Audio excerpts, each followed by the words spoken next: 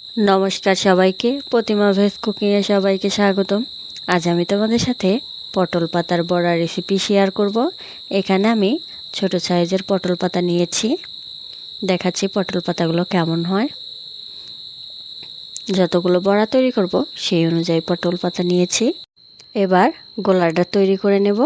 এখানে পরিমাণ মতো বেসন, চাউলের গুঁড়া,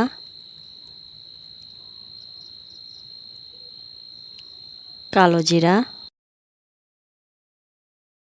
হলুদ গুঁড়া, জিরা গুঁড়া, মরিচ গুঁড়া, পরিমাণ মতো লবণ। এবার অল্প করে জল দিয়ে গোলাটা গুলিয়ে নেব। একবারে বেশি জল দেওয়া যাবে না, তাহলে পাতলা হয়ে যাবে। আমি আগে অল্প একটু জল দিয়ে মিশিয়ে নেব, তারপরে আর একটু জল দেব। এবার ভালো করে মিশিয়ে নিতে হবে। দেখো মিশিয়ে নেওয়া হয়ে গেছে। এবার দেখাবো পটল পাতা ভাজ করা। কিভাবে ভাজ করে আমি ভাজবো।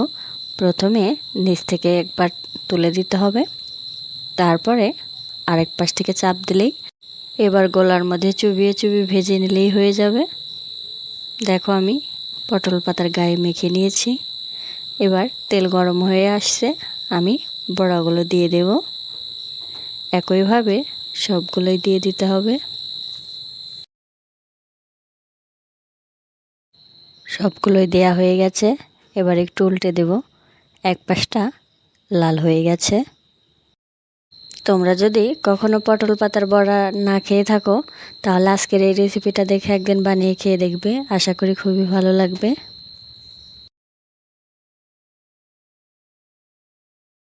বড়াগুলো ভাজা হয়ে গেছে, এবার তুলে নেব।